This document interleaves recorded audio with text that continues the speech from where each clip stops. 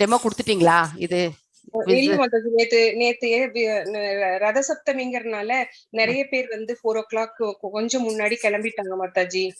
Okay, message போட்டுட்டு கிளம்பிட்டாங்க.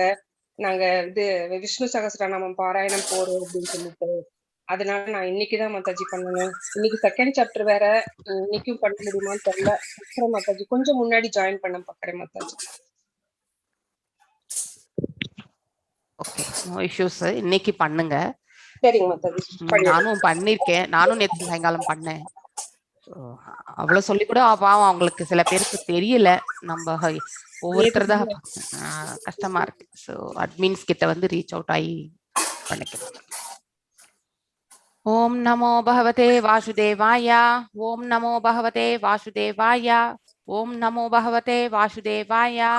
ஓம் அஜ்ஞானதிமிராந்தஸ்ய ஞானாஞ்சனशलाकया चक्षुरुन्मीलितं येन तस्मै श्रीगुरवे नमः. श्रीचैतन्यमनोभीष्टं स्थापितं येन भूतले स्वयं रूपा कदा माह्यं तदा स्वापदन्तिकम्. हे कृष्णा करुण सिन्धु दीनबन्धु जगत्पते गोपेशा गोपिका कान्त राधकान्त नमस्तुते. तप्त कांचन गौरंगी राधे वृंदावनेश्वरी वृषभानुसुते देवी प्रणमामि हरिप्रिये. वाञ्छकल्पदारुभ्यश्च कृपसिन्धुभ्य एव च पतितानां पावनेभ्यो वैष्णवेभ्यो नमो नमः. जय श्री कृष्ण चैतन्य प्रभु नित्यानंद श्री अद्वैत गदाधर श्रीवासदि गौर भक्त वृंद. हरे कृष्णा कृष्ण कृष्ण हरे हरे, हरे राम राम राम हरे हरे. எல்லாருக்கும் வணக்கங்கள், வந்தனங்கள். ஸோ இன்னைக்கு நாம வந்து பாத்தீங்கன்னாக்கா 20வது பதத்துல இருந்து ஸ்டார்ட் பண்ணலாம். ஏவம் யதந்தம் விஜனே மாம் ஆஹா ஆஹா கோச்சரோ கிராமம் கம்பீர லக்ஷணஷயா பாஷா சுச்சக பரஸ்மயன் சுபக. நான் எல்லாரையும் மியூட் பண்ணிடுறேன். எல்லாரும்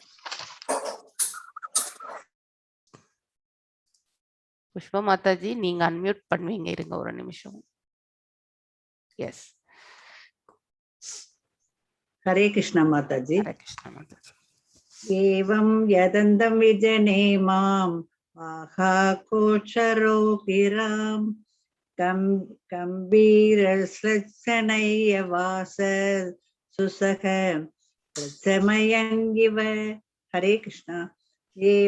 ஏவம் இவ்வாறு யதந்தம் முயற்சியில் ஈடுபட்டுள்ள ஒருவர் விஜனே தனிமையான மாம் என்னிடம் ஆக கூறினார். அகோச்சர பௌதிகமான ஓசையில் வரம்பிற்கு அப்பால் கிராம் பேச்சுக்கள் கம்பீரமான ஸ்லட்சன்ய கேட்பதற்கு இனிமையான வாசா வார்த்தைகள் சூசக வருத்த பிரசமயன் குறைத்து இவ போல். மொழிபெயர்ப்பு. அத்தன்மையான இடத்தில் நான் மேற்கொண்ட முயற்சிகளை கண்ட பௌதீக வர்ணனைகளுக்கு அப்பாற்பட்டவரான பரமபுருஷ பகவான் என்னுடைய வருத்தத்தை குறைப்பதற்காகவே இனிமையான சொற்களுடன் மிகவும் கம்பீரமாக என்னிடம் பேசினார். பொருளுரை. பகவானை பௌதிகமான வார்த்தைகளாலும் புத்தியாலும் அணுக முடியாதென்று வேதங்களில் கூறப்பட்டுள்ளது. இருப்பினும் அவரது அகாரணமான கருணையால் அவர் பேசுவதை கேட்பதற்கோ அல்லது அவருடன் பேசுவதற்கோ பொருத்தமான புலன்களை ஒருவரால் பெற முடியும். இதுவே நமது கற்பனைக்கு எட்டாததான பகவானின் சக்தியாகும். யாருக்கு அவரது கருணை அளிக்கப்படுகிறதோ அவரால் பகவான் பேசுவதை கேட்க முடியும். பகவான் நாரத முனிவரிடம் மிகவும் திருப்தி அடைந்தார். இதனால் பகவான் பேசுவதை கேட்பதற்குரிய சக்தி அவருக்கு வழங்கப்பட்டது. ஆனால் சாதாரண பக்தியின் ஆரம்ப நிலையில் உள்ள மற்றவர்களால் பகவானை நேரடியாக காண முடியாது. இது நாரதற்கு அளிக்கப்பட்ட சிறப்பான பரிசாகும். பகவானின் இனிமையான வார்த்தைகளை அவர் கேட்டதும் அவரது பிரிவு துயர் ஓரளவிற்கு குறைந்தது. பகவானிடம் அன்பு பிரேமை கொண்டுள்ள பக்தர் ஒருவர் அவரது பிரிவினால் ஏற்படும் துயரத்தை எப்பொழுதும் உணர்கின்றனர். இதனால் அவர் எப்பொழுதும் தெய்வீகமான ஆனந்த பரவச நிலையிலேயே லயித்திருக்கிறார். ஹரே கிருஷ்ணா. இப்பதான் பிரேமா சுந்தரராஜன் மாதாஜி அர்ஜுனன், அதாவது கிருஷ்ண பரமாத்மா துவாரகை விடுத்து அவருடைய வைகுண்டத்திற்கு சென்ற பிறகு அர்ஜுனன் எப்படி ஃபீல் பண்ணா, அதாவது வில்வித்தையிலே சிறந்தவனான அர்ஜுனன் ஸோ பகவான் அவரை விட்டு சென்ற பிறகு, அதாவது கலியுகம் ஸ்டார்ட் ஆக போது, இன்னும் இனிமே பார்த்தீங்கன்னா பாண்டவர்களும் வனவாசத்திற்கு செல்ல வேண்டும் இல்லையா? ஸோ அதனால அதாவது துவாரகையில் இருக்கக்கூடிய பெண்மணிகளை எல்லாமே அழைச்சிண்டு போய் உன் அஸ்தினாபுரத்தில் வைத்து பாதுகாப்பாக வை அப்படின்னு சொல்லிட்டு அழைச்சின்னு போக சொல்றார்.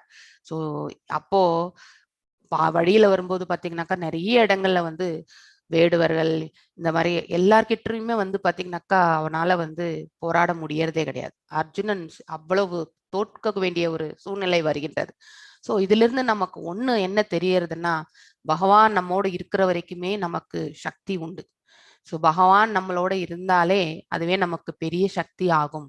பகவான் இல்லாமல் யார் ஒருவர் தெய்வம் வழிபாடு அல்லது தெய்வ நம்பிக்கையற்றவர்கள் தன் மீது மாத்திரமே நம்பிக்கை கொண்டு தன் செயல்களில் மாத்திரமே அவர்களுக்கு வந்து yes I am the doer அப்படிங்கிற அந்த அகங்கார தன்மை இருக்கின்றதோ அவர்களுக்கு வாழ்க்கையில் வீழ்ச்சி என்பது கண்டிப்பாக நடக்கும். ஏன்னா நமக்கு இருக்கக்கூடிய அந்த எனர்ஜி ஆற்றல் லெவல் எல்லாமே பௌதிக இயற்கை சம்பந்தப்பட்டது. இங்கே நாம எல்லாமே வந்து செயல்படுத்தக்கூடிய விதம் இன்னைக்கு நாம நல்லா செஞ்சா கூட நாளைக்கு இதே லெவல்ல செய்வோமான்ற கேரண்டி எல்லாம் கிடையாது ஆக்சுவலி. ஆனா அதே வந்து ஆன்மீக இது ஆற்றல்கள் நமக்கு வந்து ஒரு பகவானுடைய அந்த அனுகிரகம் நமக்கு இருந்தா நாம எவ்வளவுமே நிக்கவே முடியாத ஒரு சூழ்நிலையில இருந்தாலும் அந்த பிரிட்ஜையே கடந்து போகக்கூடிய கெப்பாசிட்டி பகவான் நமக்கு வழங்குவார். ஸோ இது எக்ஸாம்பிள் வந்து நம்ம இப்போ பிரேம மாதாஜி சொன்ன அந்த விளக்கங்கள்ல இருந்தே I didn't heard the full இது background, but I was able to make it up.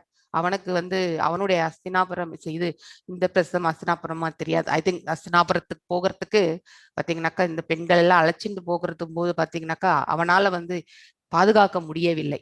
So இன்னொன்னு பகவானும் கிளம்பி சென்று விட்டார் அப்படிங்கிற அந்த ஒரு இதுலயே அவனுக்கு இருக்கக்கூடிய அந்த கான்பிடன்ஸ் எல்லாமே போயிடுறது. ஆக்சுவலி ஒருத்தர் மேல வச்சிருக்கக்கூடிய நம்பிக்கை, ஈவன் நம்ம பௌதிக உலகத்திலேயே பாத்தீங்கன்னாக்கா ஒரு ஹஸ்பண்ட் அண்ட் ஒய்ஃப் பாத்தீங்கன்னாக்கா, சோ மனைவி இறந்த பிறகு கணவனால் வந்து பாத்தீங்கன்னா அட்ஜஸ்ட் ரொம்ப நாள் வாழ மாட்டாங்க, ஏன்னா அவ்வளவு டிபெண்டன்சி. ஸோ மனைவி வந்து பாத்தீங்கன்னா பெண் என்பவளுக்கு பாத்தீங்கன்னாக்கா அந்த டிட்டர்மைண்ட் ஸ்ட்ராங் மென்டாலிட்டி எல்லாமே நமக்கு இயற்கையிலே எப்படி வந்து ஒரு வீக்னஸ் பாயிண்டா நமக்கு உணர்ச்சி வசப்படுறது அந்த இது எமோஷனல் இது நம்மளால இது பண்ண முடியாதோ, ஆனா அதர் ஆஸ்பெக்ட்ஸ்ல நம்ம பாத்தீங்கன்னாக்கா நிறைய பாசிட்டிவ் திங்ஸ் உண்டு. We can survive. யார் இல்லைன்னாலுமே வந்து பாத்தீங்கன்னாக்கா அனைவரோட நம்ம ஒன்றி வாழக்கூடிய அந்த பக்குவத்தன்மை வந்து நமக்கு உண்டு. ஆனா ஆண்களுக்கு பாத்தீங்கன்னா அவங்க கேட்டு எதுவுமே பெற மாட்டாங்க. அதனால சதா சர்வகாலமும் மனைவி மீதே டிபெண்டன்சி இருக்கக்கூடியவர்கள் தான். ஸோ அப்படி பெண் இறந்து விட்டாலே ஆண் வந்து பாத்தீங்கன்னாக்கா நிறைய வருடங்கள், இது எங்க மாமியார் எனக்கு சொன்ன ஒரு விளக்கம் தான் இது ஆக்சுவலி. ஸோ ஸோ அந்த இது பாத்தீங்கன்னாக்கா they can strongly they can survive. ஆனா அதே அந்த டிபெண்டன்சி வந்து பாத்தீங்கன்னாக்கா ஆணுக்கு ஜாஸ்தி அப்படின்றத சொல்லுவாங்க.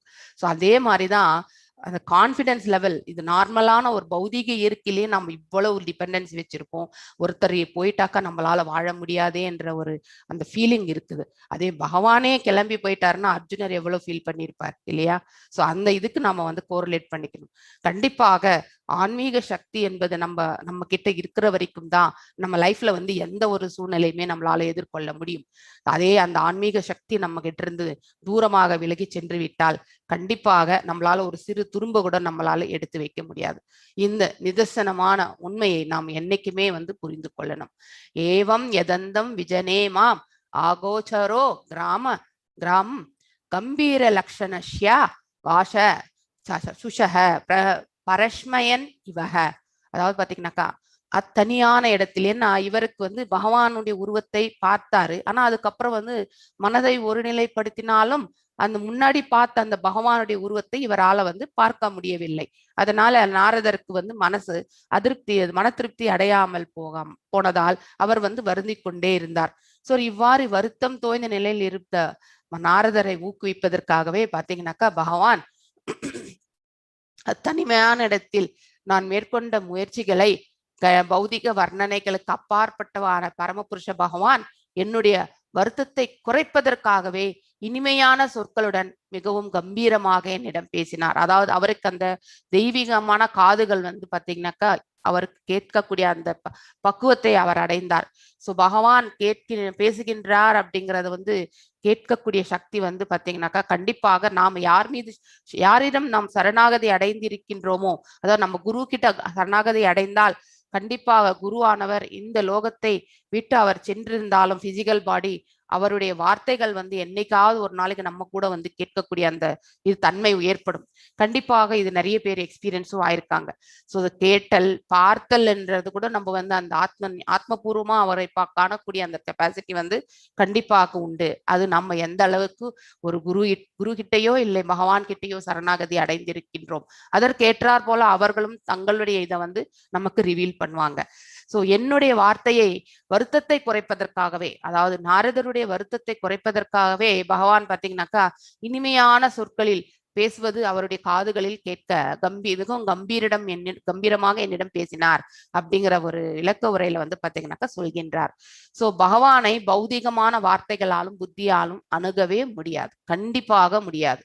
சோ பௌதிகமான வார்த்தைகள், அதாவது பாத்தீங்கன்னாக்கா நான் இதை செய்யறேன் நீ இதை செய் அப்படிங்கிற அந்த என்னது பிசினஸ் டீலிங் இதுல போனீங்கன்னாக்கா கண்டிப்பாக பகவானை எத்தனை ஜென்மம் எடுத்தாலும் நம்மளால பார்க்க முடியாது. இருப்பினும் அவரது கருணையால் அவர், அதாவது அன்கண்டிஷனல் மர்சி, அந்த மாதிரி ஒரு கருணை இருந்ததுன்னு வச்சுக்கோங்களேன், அவர் பேசுவதையோ கேட்பதற்கோ அல்லது அவருடன் பேசுவதற்கோ பொருத்தமான புலன்களை ஒருவரால் பெற முடியும். அதே மாதிரிதான் நாரதரும் அந்த கேட்கும் தன்மையை வந்து பெற்றிருந்தார். இதுவே நமது கற்பனை கேட்டாத பகவானுடைய சக்தியாகும்.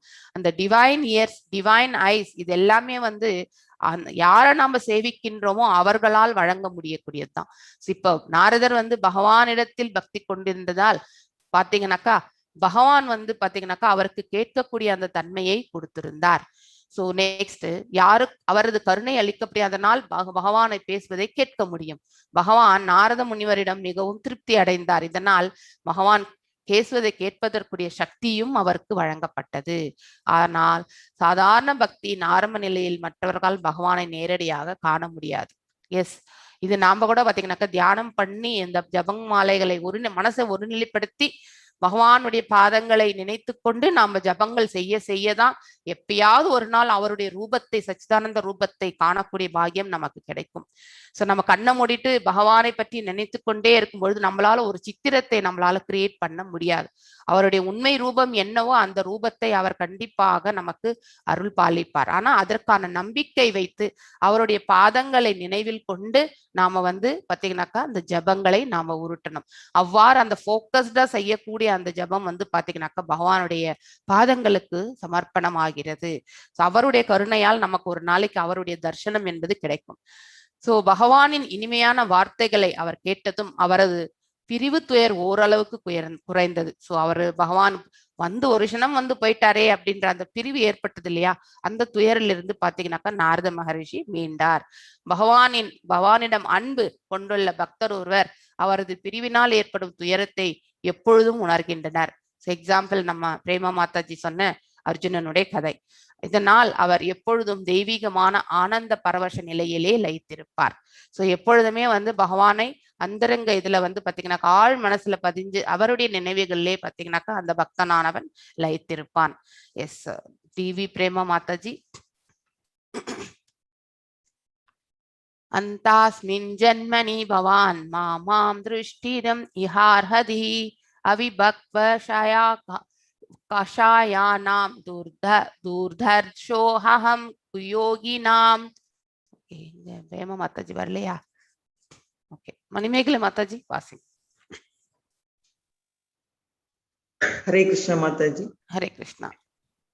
கந்தாஸ்மின் ஜன்மணி பவான் மாமாம் திருஷ்டும் இஹார்ஹதி அபிபக்வம் கஷாயானாம் துர்தர்ஷோ ஹம் குயோகினாம்.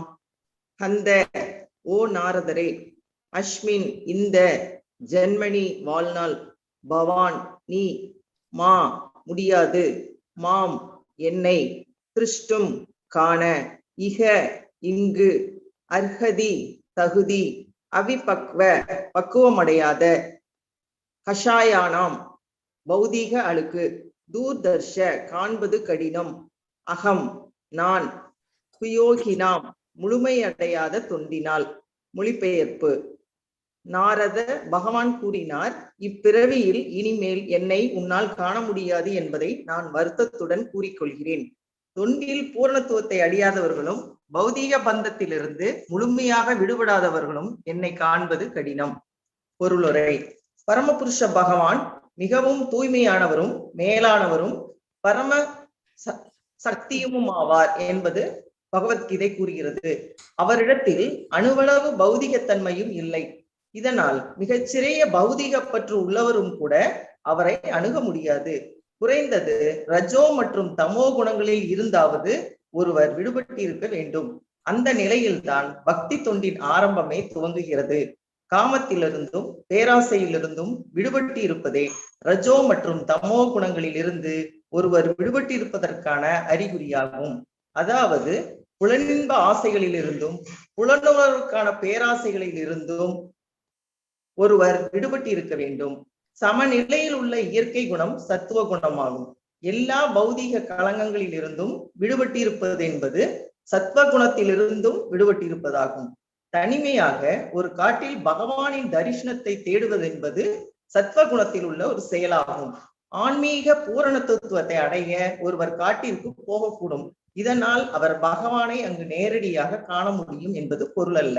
ஒருவர் எல்லா பௌதிக பற்றுகளிலிருந்தும் முற்றிலும் விடுபட்டு தெய்வீகமான படியில் நிலை பெற்றிருக்க வேண்டும். இந்நிலை மட்டுமே பரமபுருஷ பகவானுடன் பக்தன் நேரடியாக தொடர்பு கொள்ள உதவும். பகவானின் உன்னதமான வடிவம் வழிபாடு செய்யப்படும் இடத்தில் வசிப்பதுதான் இதற்கு மிகச்சிறந்த வழியாகும். பகவானின் ஆலயம் ஒரு தெய்வீகமான இடமாகும். ஆனால் காடோ பௌதிக வாழ்வுக்கென்று நற்குணம் பொருந்திய ஒரு இடமாகும். புதிய பக்தன் ஒருவன் காட்டிற்கு சென்று பகவானை தேடி அலைவதை விட பகவானின் விக்கிர வழிபாட்டில் எப்பொழுதும் ஈடுபட வேண்டும் என்று சிபாரிசு செய்யப்படுகிறது. ஸ்ரீ நாரதரின் தற்போதைய வாழ்வு எல்லா பௌதிக ஆசைகளில் இருந்தும் முற்றிலும் விடுபட்டதாகும். இந்நிலையில் ஒவ்வொரு இடத்திற்கும் செல்வதாலேயே அந்த இடத்தை நாரதரால் வைகுண்டமாக மாற்றிவிட வேண்டும் முடியும் என்றாலும் அவர் காட்டிற்கு செல்வதில்லை.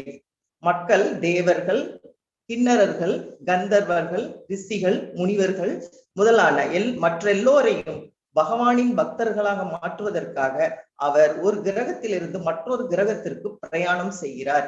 அவரது இத்தகைய செயல்களால் பிரகலாத மகாராஜனையும் துருவ மகாராஜனையும் போன்ற பலரை அவர் பகவானின் உன்னத அன்பு தொண்டில் ஈடுபடுத்தி இருக்கிறார். ஆகவே பகவானின் தூய பக்தர் ஒருவர் நாரதரையும் மற்றும் பிரகலாதனையும் போன்ற சிறந்த பக்தர்களின் அடிச்சுவடல்களை பின்பற்றி கீர்த்தனம் என்ற முறையினால் பகவானை போற்றி புகழ்வதற்காக தனது முழு நேரத்தையும் ஈடுபடுத்தி விடுகிறார். இத்தகைய பிரச்சார முறை எல்லா பௌதிக குணங்களுக்கும் மேற்பட்டதாகும். ஹரே கிருஷ்ணா. ஹரே கிருஷ்ணா. ரொம்ப அற்புதமான விளக்கம் இந்த ஸ்லோகத்துல. சோ அதாவது இப்போ வந்து பகவான் பேச ஆரம்பிக்கின்றார் போன ஸ்லோகத்துல இருந்து. ஸோ அவர் என்ன சொல்ல வருகிறார் அப்படிங்கிறத வந்து இந்த 21st ஸ்லோகத்துல நாம வந்து பார்த்துட்டு இருக்கோம் நம்ம வந்து. ஸோ அந்தாஸ்மின் ஜன்மனி பவான் மாமம் திருஷ்டிம் இஹார்ஹதி அவிபக்வ கஷாயானாம் துர்தர்ஷோஹம் குயோகினாம். அதாவது நாரதரை பார்த்து பகவான் கூறுகின்றார், இப்பிறவியில் இனிமேல் என்னை உன்னால் காண முடியாது என்பதை நான் வருத்தத்துடன் கூறிக்கொள்கின்றேன். அதாவது போன ஜென்மத்துல சோ உன்னை வந்து உன்னால வந்து என்ன பார்க்க முடியாது. தொண்டில் பூர்ணத்தை எதனால் என்றால் தொண்டில் இன்னும் முழுமை அடையவில்லை அவர். சோ பூர்ணத்தை அடைய முடியாதவர்கள் இன்னொரு பிறவி எடுத்துதான் அதை வந்து கண்டிப்பாக வந்து பூர்த்தி செய்ய முடியும். நாம் ஆல்ரெடி படிச்சிருக்கோம் இல்லையா, சந்நியாசத்தில் முழுமை அடையாதவர்கள் அவருடைய பிறப்பு அடுத்த ஜென்மத்துல வந்து நல்ல செல்வந்தர் வீட்டிலோ இல்லது நல்ல அறிவுள்ள ஞானிகளுடைய வீட்டிலேயோ அவர்களுடைய பிறவி என்பது ஏற்படும். அது வந்து மிகவும் அரிதான பிறவி அப்படிங்கிறதையும் நாம் ஆல்ரெடி பகவத்கீதையில படிச்சிருக்கோம். சோ தொண்டில் பூர்ணத்துவத்தை அடையாதவர்களும் பௌதீக பற்றுதலிருந்து முழுமையாக விடுபடாதவர்களும் என்னை காண்பது கடினம்னு சொல்லிட்டார். யாரால பகவானை பார்க்க முடியாது என்றால் தொண்டு செய்கின்றோம், அதுல வந்து பாத்தீங்கன்னாக்கா அதாவது முழுவதும் லயித்து இல்லாமல் அல்லது பாத்தீங்கன்னாக்கா முழுமை அடைவதற்கான அந்த லெவல் ரீச் ஆகாம இருந்தாலும் சரி, அதே மாதிரி பௌதீக பற்றுதலில் இருந்து இந்த இகலோக செயல்கள்ல வந்து மனதை லயித்து இருப்பவர்களாலும் சரி, லயித்து கொண்டே பக்தியை செலுத்தினாலும் அந்த லயிப்புனால என்ன ஆகுதுனாக்கா அந்த பக்தியினுடைய லெவல் வந்து இம்பாக்ட் தான். ஸோ ஏன்னா நமக்கு டிஸ்ட்ராக்ஷனே இந்த பௌதிக செயல்கள் தான். ஸோ நம்ம ஃபோக்கஸ்டா உட்காந்து பூஜை பண்ணா கூட நம்ம வந்து பூஜை பண்ணும்பொழுது இந்த வேலை இன்னைக்கு முடிக்கணுமே, அந்த வேலை முடிக்கணுமேன்ற அந்த மனசு வந்து பாத்தீங்கன்னாக்கா டைவர்ஷன் கண்டிப்பாக வரும். எப்பொழுது என்றால் நாம இந்த பௌதீக செயல்கள்ல வந்து ஒன்றி இருக்கும் பொழுது. அதே இந்த பௌதீக செயலெல்லாம் தூக்கி அந்த பக்கம் ஓரமா வச்சுட்டு பக்தி செய்யும் பொழுது மட்டும் முழுமையாக பகவான் மீது பக்தி சேவையை வச்சோம்னு வச்சுக்கோங்களேன், கண்டிப்பாக நாம வந்து பக்தியில வந்து பூர்ணத்துவம் அடைவோம். சோ இதுதான். ஆனா அவ்வாறு அடையாதவர்களுக்கு பகவானுடைய தரிசனம் என்பது கடினமாகும் அப்படிங்கிறது வந்து ரொம்ப அற்புதமா இந்த ஸ்லோகத்துல சொல்லியிருக்காரு. சோ மிகவும் பரமபுருஷ பகவான் பாத்தீங்கன்னாக்கா மேலானவர், தூய்மையானவர். சோ சத்தியமும் ஆவார் அப்படிங்கறத வந்து கீதை நமக்கு சொல்கின்றது இல்லையா? அவரிடத்தில் அணு அளவு கூட என்ன 3 குணங்களுக்குமே அப்பாற்பட்டவர் அவர். இந்த லோகத்துல இருக்கக்கூடிய நமக்கு தான் பாத்தீங்கன்னாக்கா 3 குணங்களோட சம்பந்தம். ஆனா அவருக்கு அப்படி கிடையாது, நிர்குணவாதி அப்படிங்கறது வந்து நம்ம ஆல்ரெடி படிச்சிருக்கோம். இந்த நாள் மிகச்சிறிய பௌதீக பற்று உள்ளவர் கூட அவரை அணுகவே முடியாது. கொஞ்சமான இருக்கக்கூடிய பௌதீக செயல்கள் மேல அதாவது பலன்கள் மேல நம்ம பற்று கொண்டாலே கண்டிப்பாக அவரை நம்ம அணுகவே முடியாது. குறைந்தபட்சம் ரஜோகுணத்திலிருந்தும் தாம்சிக் நேச்சர்ல இருந்து நம்ம வெளியே வந்திருக்கணும். இந்த ரெண்டுத்துல இருந்து விடுபட்டால் ஒழிய அட்லீஸ்ட் அவருடைய தரிசனம் நமக்கு கிடைக்காது. அதாவது பூரணமான சத்துவ நிலையில் நம்ம வந்து பாத்தீங்கன்னாக்கா நிலைத்திருக்க வேண்டும். சோ இந்த ரஜோகுணத்திற்குரிய இயல்புகள் ஆகிய பேராசை, அதே மாதிரி தமோ குணத்தினுடைய இருக்கக்கூடிய காமம், இது எல்லாவற்றையுமே வந்து பாத்தீங்கன்னாக்கா நாம கண்டிப்பாக விட்டு விடணும். அது விட்டாதான் நம்ம அந்த செயல்களிலிருந்து நம்ம வெளியே வந்தாதான் பகவானுடைய தரிசனமே நமக்கு வந்து கிடைக்கும். மேலும் பாத்தீங்கன்னாக்கா இந்த சத்துவகுணத்துல இருக்கிறவங்க சுத்த சத்துவ நிலைக்கு போவார்கள். அதாவது அனைத்தையுமே சமநோக்குடன் காணக்கூடிய அந்த இயற்கையான இயல்பு அவர்கள் பெற்றிருப்பார்கள். எல்லா பௌதீக கலங்கங்களிலிருந்தும் அவர்கள் விடுபட்டிருப்பார்கள். அதாவது நாய், பூனை, மனுஷன் யாரா இருந்தாலுமே சர்வ ஜீவராசிகளில் கூட பாத்தீங்கன்னாக்கா பகவான் பரமாத்மா ஸ்வரூபத்துல இருக்கார் அப்படிங்கிற அந்த அந்த ஞானத்தை அவர்கள் உணர்ந்து இருக்கும் பொழுது பாத்தீங்கன்னாக்கா அவர்கள் எந்த விதமான பாகுபாடுகளுமே செய்ய மாட்டார்கள். சோ அப்படிப்பட்ட ஒரு திடமான மனதுடைய ஒருத்தருக்கு பாத்தீங்கன்னாக்கா அவங்க வந்து சுத்த சத்துவத்துல போய் நிலைக்கின்றார்கள். அப்பொழுது பகவானுடைய தரிசனமும் அவர்களுக்கு கண்டிப்பாக கிடைக்கின்றது. அதுக்காக நம்ம தனியாக போயிட்டு காட்டுல வாழ்ந்துதான் பகவானை சேவிக்கணும்ன்றது அவசியம் இல்லை. இப்ப இருக்கக்கூடிய சூழ்நிலையில நம்ம வீட்டிலேயே வந்து பாத்தீங்கன்னாக்கா நம்ம பகவானை வந்து கண்டிப்பாக வந்து சேவிக்கலாம். அவருடைய சின்ன விக்கிரக வழிபாடு செய்தாலே போறோம். நாம வந்து பாத்தீங்கன்னாக்கா அவருக்கான சேவையை நாம செய்யும் பொழுது கண்டிப்பாக அந்த தபஸ் இருக்கக்கூடிய அந்த பலன்கள் எவ்வளவு வருமோ அந்த பலன்கள் நம்ம வீட்டிலேயே செஞ்சுக்கும் பொழுது வரும். வீட்டையே நம்ம வந்து ஒரு பிருந்தாவனமாக மாற்றி விடலாம். சோ இதனால் அவர் பகவானை அங்கு நேரடியாக காண முடியும் என்பது பொருள் அல்ல. காட்டுல போனாதான் பகவானை பார்க்க முடியும்லாம் கிடையாது. ஒருவர் எல்லா பௌதீக பற்றுதலிருந்து விலகி பக்தி மார்க்கத்துல சென்றால் 100% அவர் எங்க இருக்காரோ அந்த இடத்திலேயே அவங்களால பகவானை சேவிக்க முடியும். இந்நிலை மட்டுமே பரமபுருஷ பகவானுடன் பக்தன் நேரடியாக தொடர்பு கொள்ள உதவும். அதாவது அந்த யோக நிலை, சமாதி நிலையை கண்டவர்கள். பகவானின் உன்னதமான வடிவம் வழிபாடு அதாவது செய்யப்படும் இடத்தில் வசிப்பதுதான் அதற்கு மிகச்சிறந்த வழியாகும். பகவானின் ஆலயம் ஒரு தெய்வீக இடமாகும். ஆனால் காடோ பௌதீக வாழ்வுக்கேற்ற நற்குணம் பொருந்திய ஒரு இடமாகும்.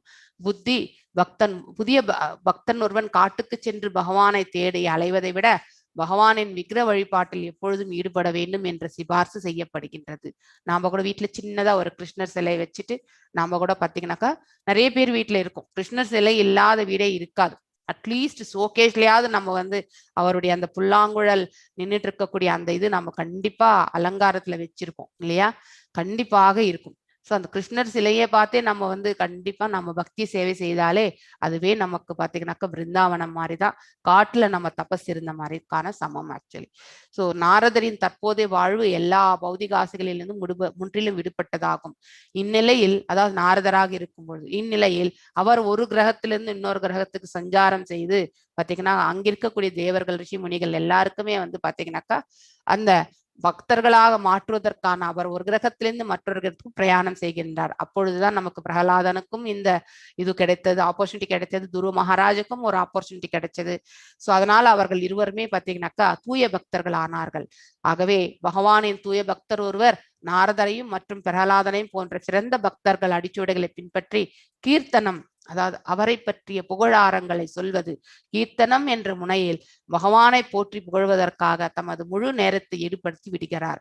இத்தகைய பிரச்சார முறை எல்லா பௌதிக குணங்களிலிருந்தும் பார்த்தீங்கன்னாக்கா மேம்பட்டதாகும். அதாவது அந்த இந்த சிருஷ்டியினுடைய 3 குணங்கள்ல இருந்து நாம வந்து கண்டிப்பாக வேறுபட்டிருக்க வேண்டும். So TV Prema Mataji next ஸ்லோகம். சக்ருதயத் தர்ஷிதம் ரூபம் ஏதத் காமயாதே அனஹ மத் காமசனைகஹ சாது சர்வான் முச்சதி ருஷ்யயான். எஸ், வாசிங்க மாதாஜி. ஹரே கிருஷ்ணா. ஹரே கிருஷ்ணா. சக்ருதயத் தர்சிதம் ரூபம் ஏதத் காமயாதே அனஹ மத்காமைஹி சனகைஹி சாது சர்வான் முஞ்சதி ஹிருச்சயான். சக்ருத் ஒருமுறை மட்டுமே, யத் அந்த, தர்சிதம் காட்டினேன், ரூபம் உருவத்தை, ஏதத் இது, காமாய ஆசைகளுக்காக, தே உனது, அனக நற்குணவானே, மத் என்னுடைய, காமக ஆசை, சனகைகி அதிகரிப்பதன் மூலம், சாது பக்தர், சர்வான் எல்லா முன்சதி கைவிடுகிறார், ஹிருத் சயான் பௌதிக ஆசைகள். மொழிபெயர்ப்பு. நற்குணவானே, ஒருமுறை மட்டுமே நீ என் உருவத்தை கண்டிருக்கிறாய். இது என் மீது உனக்கேற்பட்ட ஆசையை அதிகரிப்பதற்காகவே ஆகும். ஏனெனில் என்னை அடைய நீ எவ்வளவுக்கவ்வளவு அதிகமாக விரும்புகிறாயோ அவ்வளவுக்கவ்வளவு அதிகமாக எல்லா பௌதிக ஆசைகளிலிருந்தும் நீ விடுபடுவாய். பொருளுரை. ஒரு ஜீவராசியால் ஆசைகளே இல்லாமல் இருக்க முடியாது. அவன் உயிரற்ற ஒரு கல்லல்ல.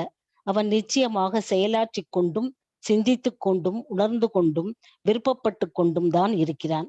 ஆனால் அவனது சிந்தனையும் உணர்வும் விருப்பமும் பௌதீகமானவையாகவே இருக்கும்போது அவன் பந்தத்தில் சிக்கிக்கொள்கிறான்.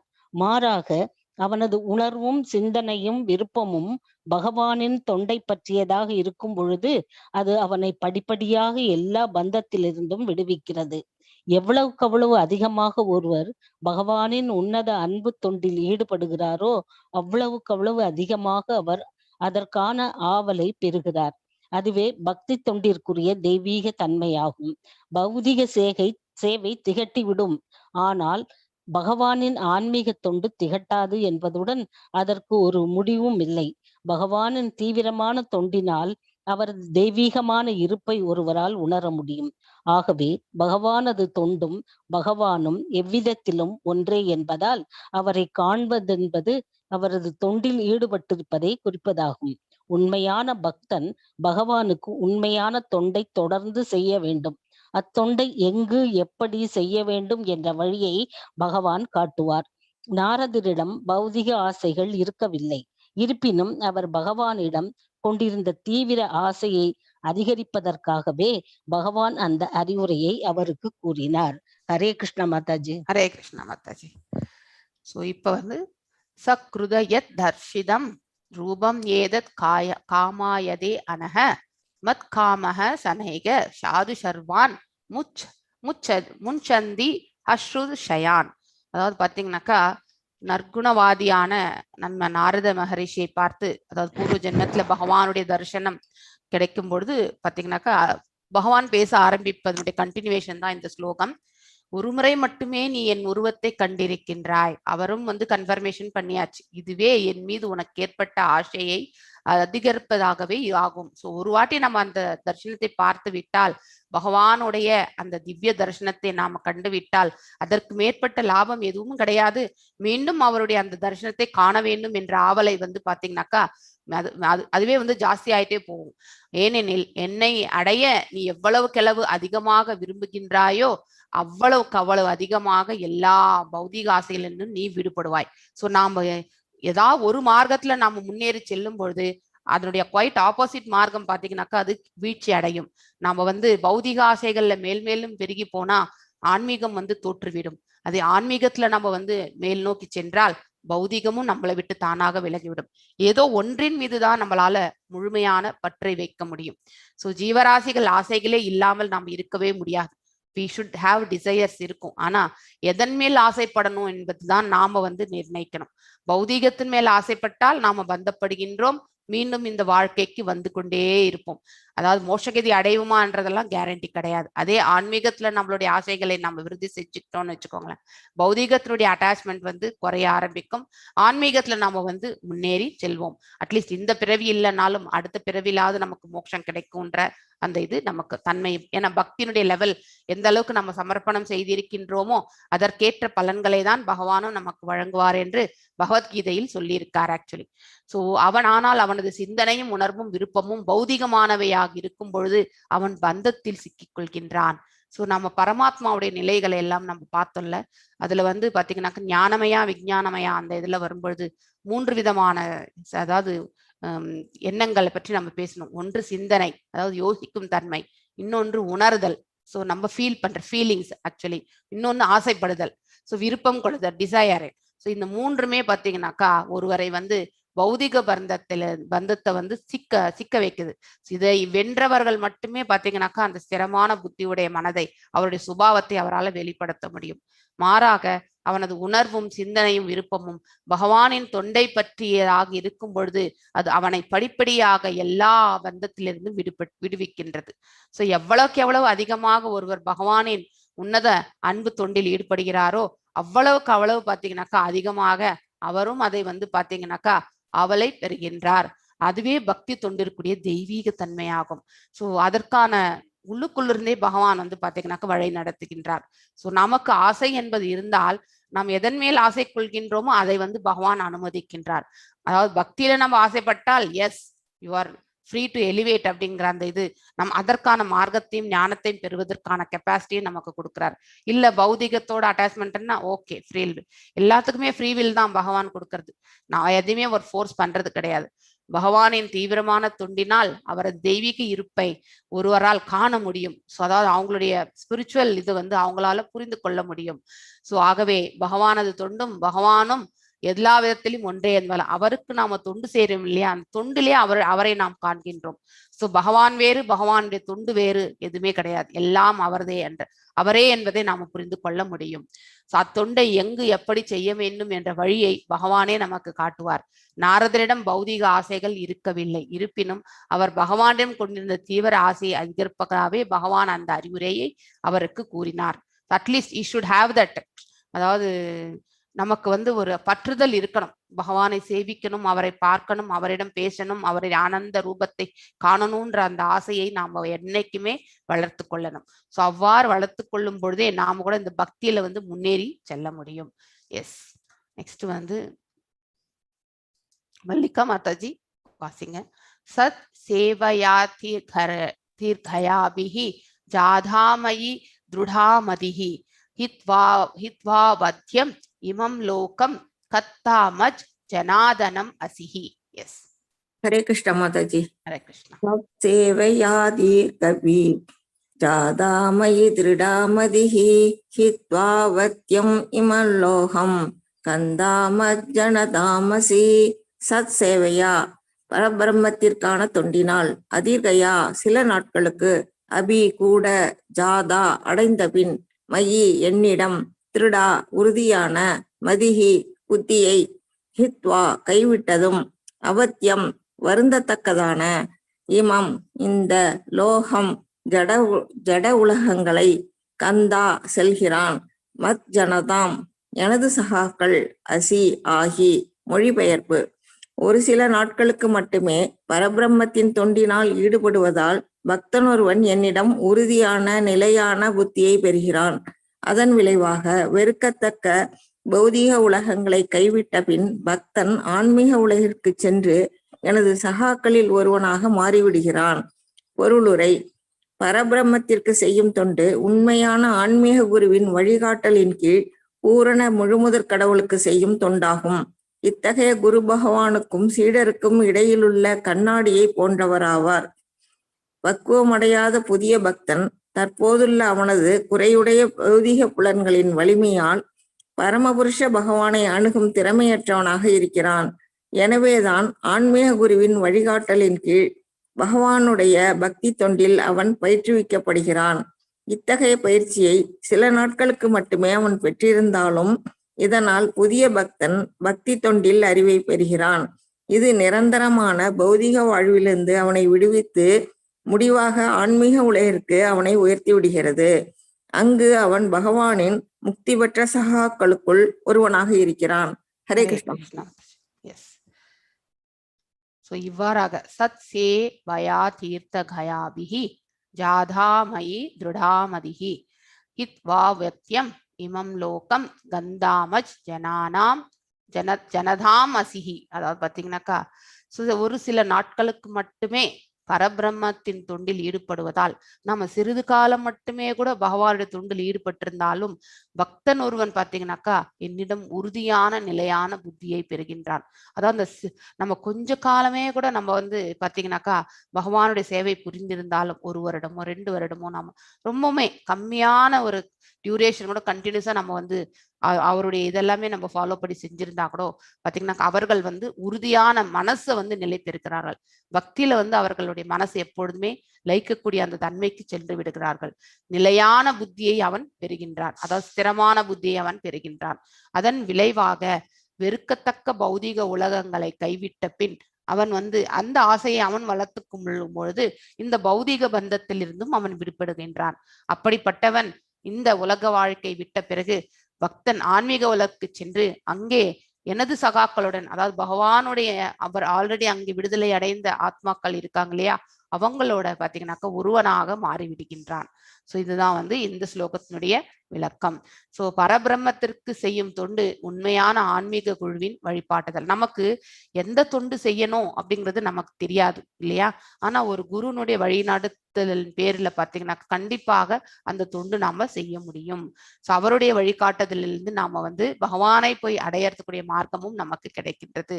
உள்ளுக்குள்ள இருந்தும் பகவான் நமக்கு வழி நடத்துவார். சோ குருவே இல்லாதப்ப என்னவாகும்னாக்கா அவரே வந்து பாத்தீங்கன்னாக்கா ஒரு ஆன்மீக குருவாக இருந்து நமக்கு வந்து வழி நடத்துதல் செய்கிறார்.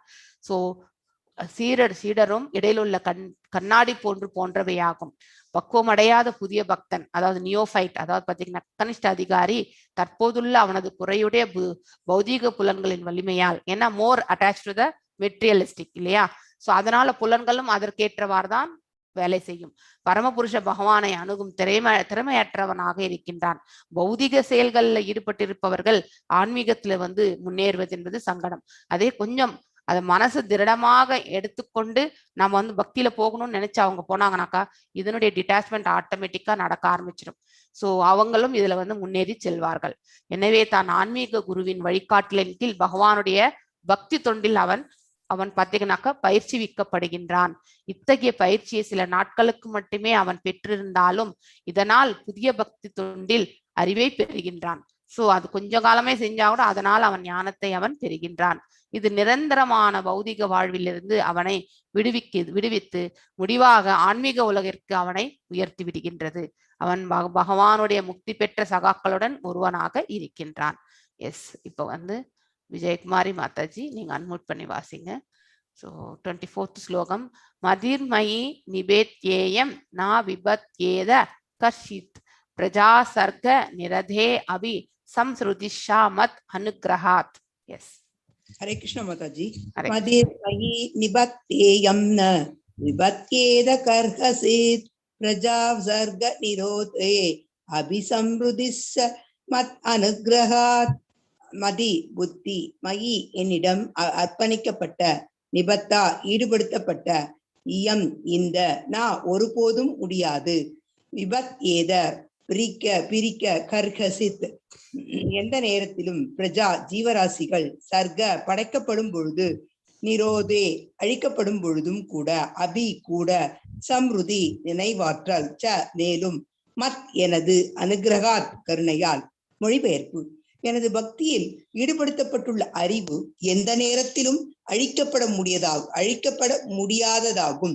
சிருஷ்டி மற்றும் அழிவு காலங்களிலும் கூட என் கருணையினால் உனது நினைவாற்றல் தொடர்ந்திருக்கும். பொருளுரை. பரமபுருஷ பகவானுக்கு செய்யும் பக்தி தொண்டு ஒருபோதும் வீணாவதில்லை. பரமபுருஷ நித்தியமானவர் என்பதால் அவரது தொண்டிலோ அல்லது அவருக்கு சம்பந்தம் உள்ள வேறெதிலோ உபயோகிக்கப்படும் அறிவு நிரந்தரமானதாகும். பிறவிதோறும் பரமபுருஷருக்கு செய்யும் இத்தகைய பக்தி தொண்டு திரட்டப்பட்டு பக்தன் முழு பக்குவத்தை அடையும் பொழுது அவனது மொத்த சேவையும் கூட்டப்பட்டு பரமபுருஷ பகவானின் சகவாசத்தில் நுழைவதற்கு அவனை தகுதியுள்ளவனாக ஆக்குகிறது. இவ்வாறு திரட்டப்படும் பகவத் தொண்டு ஒருபோதும் அழிந்து விடுவதில்லை. பக்தன் முழு பக்குவத்தை அடையும் வரை அது அதிகரித்துக் கொண்டே போகிறது. ஹரே கிருஷ்ண மாதாஜி. ஹரே கிருஷ்ணா. மதிர் மயி நிவேத்யேயம் நா விபத்யே கர் ஹிசிச் பிரஜாசர்க நிரதோ அபி சம்ஸ்ருதி சாமத் அனுகிரகாத். அதாவது பாத்தீங்கன்னாக்கா பகவான் மேலும் கூறுகின்றார், எனது பக்தியில் ஈடுபட்டுள்ள அறிவு, அதாவது பாத்தீங்கன்னாக்கா ஒருத்தருடைய இன்டெலிஜென்ஸ் பாத்தீங்கன்னாக்கா பக்தியில உபயோகப்படுத்தினாங்கன்னாக்கா எந்த நேரத்திலும் அழிக்கப்பட முடியாததாகும். அதாவது ஆன்மீகத்துல நாம எந்த நிலையிலிருந்து நாம இந்த பௌதிக வாழ்க்கையில இருந்தாலும் இந்த லோகத்துல இருக்கும் பொழுதே நாம ஆன்மீகத்தை நம்ம அடியெடுத்து வச்சோம்னு வச்சுக்கோங்களேன், எங்க விட்டு இருக்கோமோ அங்கிருந்துதான் நம்ம அடுத்த ஜென்மத்துல தொடருவோம் என்று ஆல்ரெடி பகவத்கீதையிலும் படிச்சிருக்கோம் இல்லையா? அதேதான் இங்கேயும் பகவான் இங்க மீண்டும் சொல்கின்றார், அது நித்தியமான தொண்டு. சோ நாம கண்டினியூவேஷன் கண்டிப்பாக செய்வோம். சிருஷ்டி மற்றும் அழிவு, அதாவது பாத்தீங்கன்னாக்கா இந்த பிரளயங்கள் எல்லாம் வர காலகட்டத்துல கூட எனது கருணையால் உனது நினைவாற்றல் தொடர்ந்திருக்கும், கண்டிப்பாக உன்னுடைய நினைவு தொடரும் என்பதை பகவான் ஆசீர்வதிக்கின்றார் நாரத மகரிஷிக்கு. சோ பரமபுருஷருக்கு செய்யும் பக்தி தொண்டு ஒருபொழுதும் வீணாவதே கிடையாது. சோ பரமபுருஷர் நித்தியமானவர் என்பதால் அவரது தொண்டிலோ அல்லது அவருக்கு சம்பந்தப்பட்ட வேற ஏதாவதிலோ உபயோகப்படும் அறிவு நிரந்தரமானதாகும். சோ பிறவிதோறும் பரமபுருஷருக்கு செய்யும் இத்தகைய பக்தி தொண்டு திரட்டப்பட்டு எல்லாமே ஒன்று கூடி இருக்கும். பக்தன் முழு பக்குவத்தை அடையும் பொழுது, அதனால அவன் ஒரு சமநோக்கு நிலையில் அவன் அடையும் பொழுது அவனது மொத்த சேவையும் கூட்டப்பட்டு பரமபுருஷ பகவானின் சகவாசத்தில் நுழைவதற்கு அவனை தகுதி உள்ளவனாக ஆக்கின்றது. அதாவது வைகுண்டத்தை அடைவதற்கான அத்தகைய தகுதியை அவன் ஏற்படுத்தி கொடுக்கின்றது. இவ்வாறு திரட்டப்படும் பகவத் தொண்டு ஒருபொழுதுமே அழிவது கிடையாது. தொண்டு என்னைக்குமே அழியாது. அதாவது நாம செய்த தீய கர்மங்களே எத்தனை ஜென்மம் எடுத்தாலுமே நம்ம அனுபவிச்சுன்னு தான் இருக்கோம் இல்லையா? அதே பாத்தீங்கன்னா நன்மையா இருக்கும்போது அது இன்னும் மேன்மையானது இல்லையா? அதுவும் என்னைக்குமே அழிவடைது கிடையாது. பக்தன் முழு பக்குவத்தை அடையும் வரை, அதாவது பாத்தீங்கன்னாக்கா அந்த சமாதி நிலையை அடையும் வரை பாத்தீங்கன்னாக்கா அந்த தொண்டு பாத்தீங்கன்னா அதிகரித்து கொண்டே செல்லும். இப்ப 25th ஸ்லோகம் யார் வாசிக்கிறீங்க? ஹேமலதா மாதாஜி வாசிங்க. ஏதாவத் உதே உக்வோ பரமாமம் பரமா பரராம தன்மஹத் பூதம் நபோலிங்கம் அலிங்கம் ஈஸ்வரம் அகம் சா தஸ்மை மகதாம் மஹீயஷே சீர்ஷன அவனாம் விததே அனுகம் விதஹ. எஸ் வாசிங்க மாதாஜி. ஹரே கிருஷ்ணா மாதாஜி. ஹரே கிருஷ்ணா. ஏதாவத் பராரம தன்மகத் பூதம் நபோலிங்கம் அலிங்கம் ஈஸ்வரம் அகம் ச தஸ்மை மகதாம் மகீயசேஹி ஷீஷ்ண அவநாமம் விததே ஹகம் விதஹ. ஏதாவத் இவ்வாறு, உக்வா பேசுவதை, உபரராம நிறுத்தியதும், தத் அந்த, மகத் மிக சிறந்தவரும், பூதம்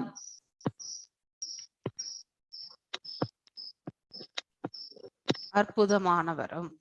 ஸ்கிரீன்ல தெரியல மாதாஜி. ஓகே ஓகே, இங்க ரைட் சைடுல பார்க்கணும். அற்புதமானவரும், நப லிங்கம் ஒளி வடிவமானவரும், அலிங்கம் கண்களுக்கு காணப்படாதவரும், ஈஸ்வரம் பரம அதிகாரி, அகம் நான், ச மேலும், தஸ்மை அவருக்கு, மகதாம் மிகவும், மகியசே புகழப்படுபவருக்கு, சீஷ்ண தலையால், அவநாமம் வணக்கங்கள், விததே செய்தேன், அனுகம் வித அவரால் ஆதரவு காட்டப்பட்டதால். மொழிபெயர்ப்பு.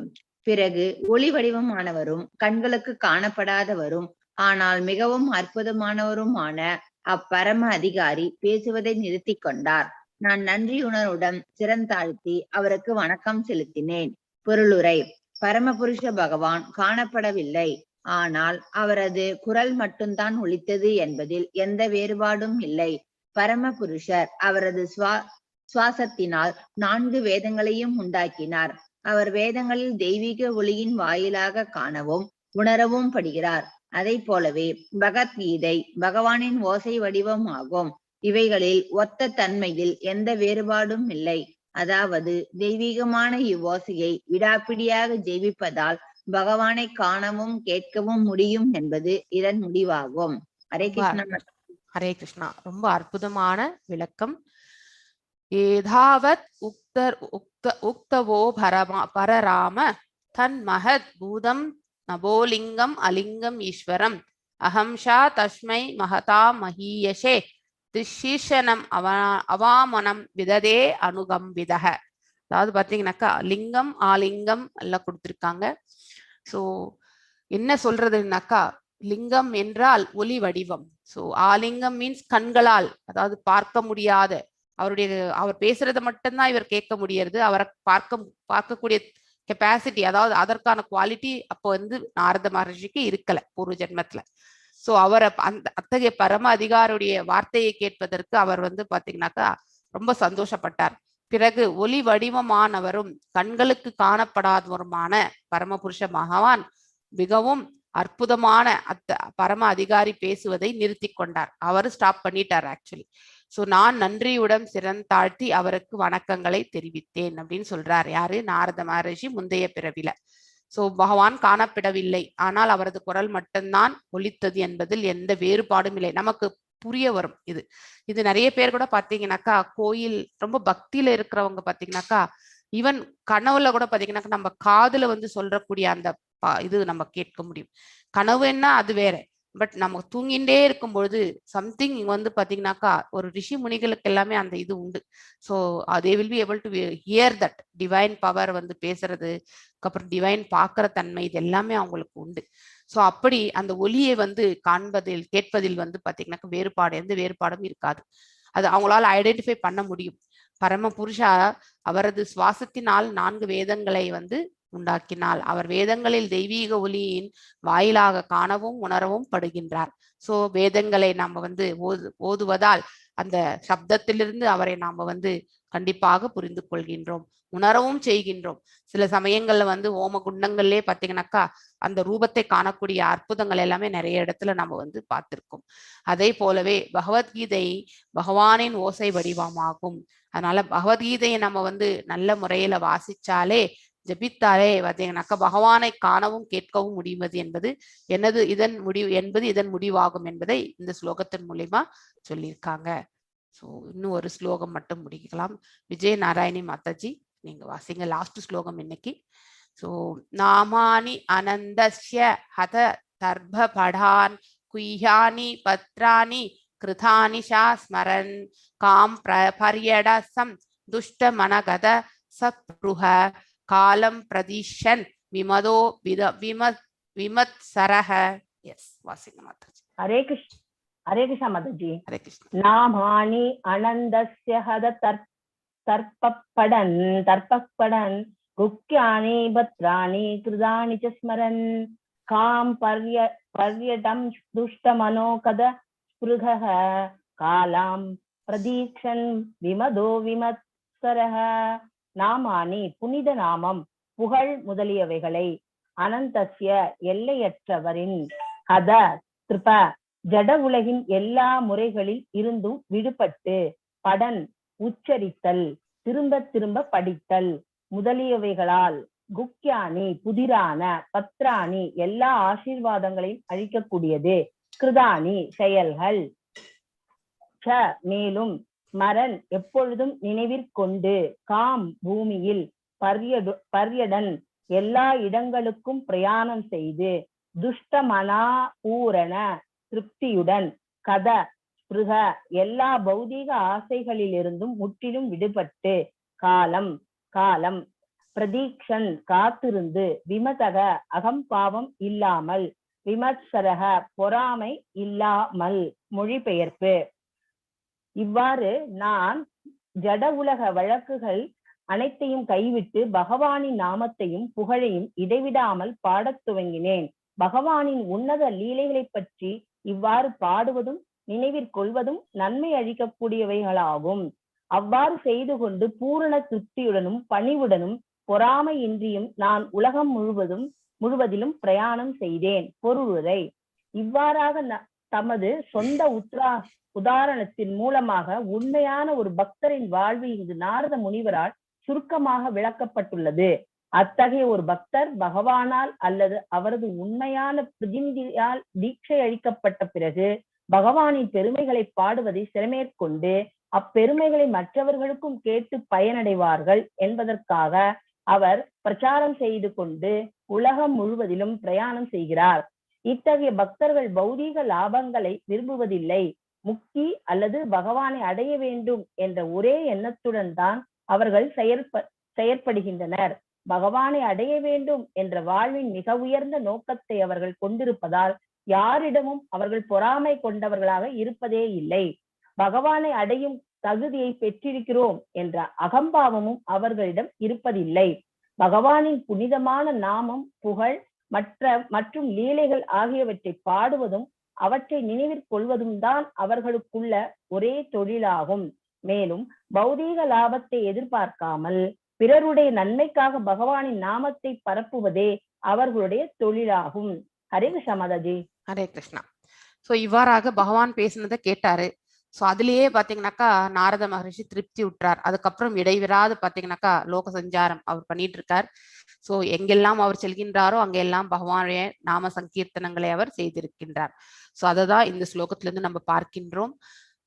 நாமானி அனந்தஸ்ய, அதாவது பாத்தீங்கன்னா எல்லையற்ற நாமங்கள் இல்லையா பகவானுக்கு. ஹத தர்ப்ப படான் குய்யானி பத்ராணி கிருதானி சா ஸ்மரன் காம பிரயடம் சதுஷ்ட மனா கதா சப்ருஹ காலம் பிரதீஷன் விமதோ விமத்தஷஹ.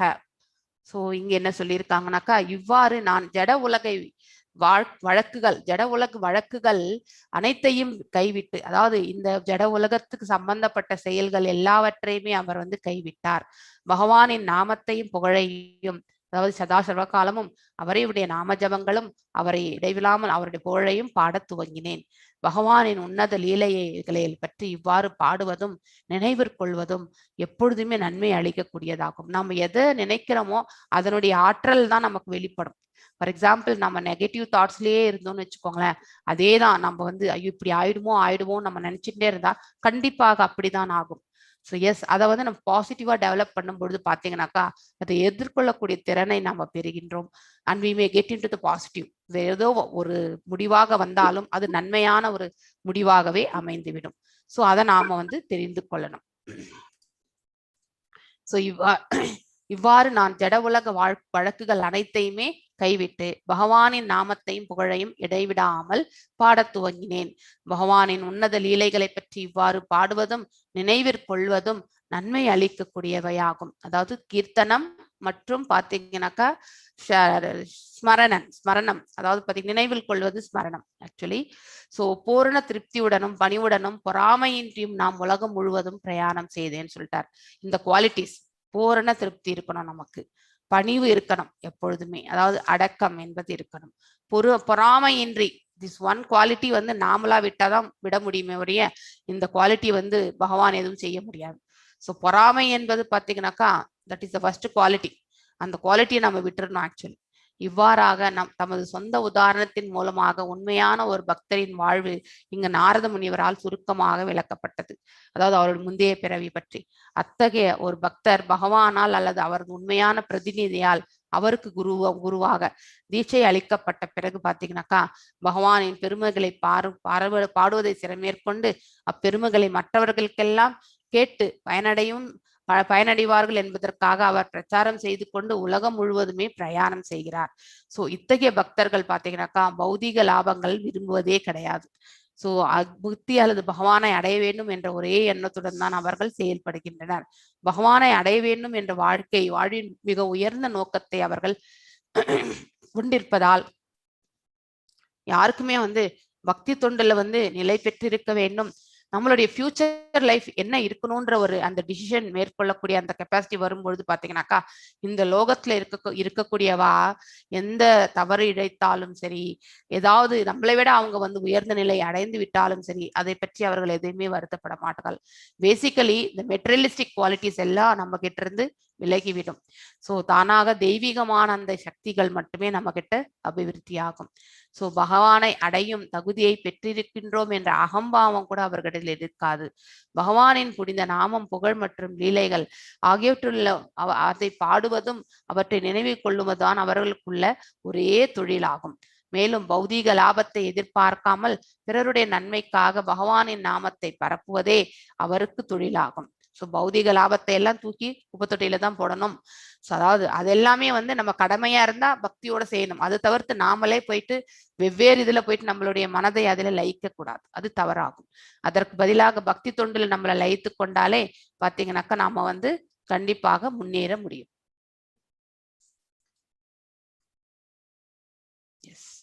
இதோட நான் இன்னைக்கு கிளாஸ்